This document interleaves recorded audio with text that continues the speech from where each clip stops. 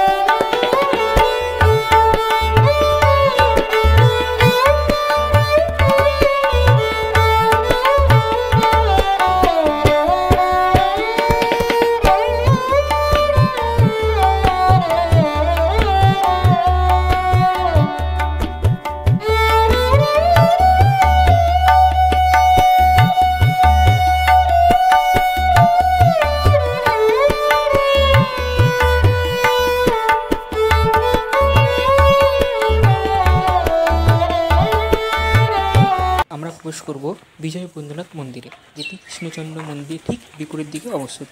এই মন্দিরটি নির্মাণ করেন কৃষ্ণচন্দ্র মহারাজ, বর্তমানে রাজা। এবং এই মন্দিরটি রয়েছে একটি শিবলিঙ্গ, যার উচ্চতা প্রায় 6 ফুট। দেখুন বন্ধুরা, এটা পুরোটাই টেরাকোটা সম্পন্ন এবং এখানে প্রত্যেকটি মন্দির আমাদের কানলা শহরে, এই শহরে অবস্থিত যতগুলো মন্দির আছে সব কিন্তু টেরাকোটা সম্পন্ন মন্দিরগুলো। এই দেখুন বন্ধুরা, এটা হচ্ছে সেই শিবলিঙ্গ, যার উচ্চতা প্রায় 6 ফুটের কাছাকাছি। এরপরে এই দেখুন পেছন, এটা হচ্ছে কৃষ্ণচন্দ্র মন্দিরের পেছন দিকটা, আর এই দিক দিয়ে রাস্তা আছে আর এদিকে যাওয়ার। তো এই ভিডিওটা পরবর্তী ভিডিওটার মধ্যে দেখতে হবে। এই যে এই ভিডিওটার মধ্যে আমরা রেখেছি কি, এটা হচ্ছে এই সেই দরজাটা দিয়ে যাতে আমরা বেরোতে পারি কৃষ্ণচন্দ্র মন্দিরের দিকে। তো এই কৃষ্ণচন্দ্রের পাশে এই দেখুন, পাশে রয়েছে হচ্ছে বিজয় বৈদ্যনাথ মন্দির। এই দেখুন এখানে বাড়িগুলো কিন্তু আগেকার যে পুরনো ইট সুরকিতে বানানো সেই মন্দির রয়েছে। এবার আমরা চলে যাবো বাইরের দিকে আস্তে আস্তে, কেননা এই মন্দিরে পুরোটাই কিন্তু ভেতরটা হচ্ছে প্রথমে ঢুকতে কামান পাওয়া যাবে, তারপর আস্তে আস্তে প্রতাপেশ্বর মন্দির, যেটি নির্মাণ করেন বর্তমানে রাজাই। এবং এটি হচ্ছে পঞ্চরত্ন মন্দির। এর 5টা মন্দির, এই 5টা মন্দিরের ভেতরে রয়েছে শিবলিঙ্গ, অর্থাৎ শিব বিগ্রহ, এবং সামনে রয়েছে রূপেশ্বর মন্দির। হ্যাঁ, ঠিক আছে। এইটা কিন্তু 8 বিশিষ্ট একটা মন্দির। এবং এই মন্দিরের সামনে রয়েছে আবার কৃষ্ণচন্দ্র মন্দির, একদম সোজা এদিক দিকে ঢুকে গেলেই এই যেমন কৃষ্ণচন্দ্র মন্দির। আর এবং এদিকেই রয়েছে একটা ভালো গার্ডেনের মতো বাগান টাইপের, খুব সুন্দর করে সাজানো। এবং আরও এরকম ভিডিও দেখতে গেলে আমাদের সঙ্গে থাকুন, সাবস্ক্রাইব করুন এবং লাইক কমেন্ট করুন।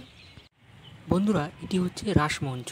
এখানে প্রতি বুদ্ধ পূর্ণিমা বা দোল পূর্ণিমাতে বা রাসের সময় কিন্তু এখানে শ্রীকৃষ্ণের, রাধাকৃষ্ণের মূর্তি স্থাপিত করা হয়। বন্ধুরা, এটি হচ্ছে প্রতাপেশ্বর মন্দির, যা রাজকুমার প্রতাপচন্দ্রের স্ত্রী প্যারীকুমারী দেবী এটি প্রতিষ্ঠা করেন 1849 খ্রিস্টাব্দে। তো ভিডিওটা ভালো লাগলে অবশ্যই লাইক কমেন্ট শেয়ার করতে বলবেন না, আর যারা নতুন তারা সাবস্ক্রাইব করতে বলবেন না, কারণ এরকমই নিত্য নতুন হিস্টোরিক্যাল ভিডিও পেতে বা নতুন নতুন ব্লগ পেতে এই চ্যানেলটিকে সাবস্ক্রাইব করে রাখুন আপনাদের সুবিধার্থে। ভালো থাকবেন, সুস্থ থাকবেন, দেখা হচ্ছে আরেকটি নতুন ব্লগ ভিডিওতে।